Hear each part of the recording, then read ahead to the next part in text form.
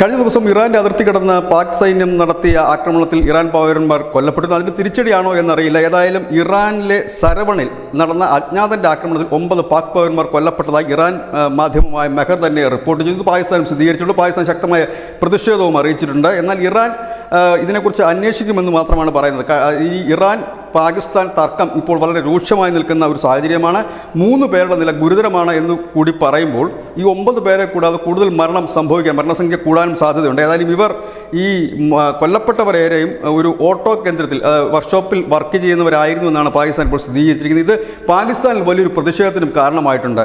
ഏതായാലും ഇറാൻ പാകിസ്ഥാൻ പോര് അവസാനിച്ചിട്ടില്ല, അത് തുടരുകയാണ് കൊണ്ടും കൊടുത്തും. ന്യൂസ് ഡെസ്ക് മുസ്ലിം മലയാളം.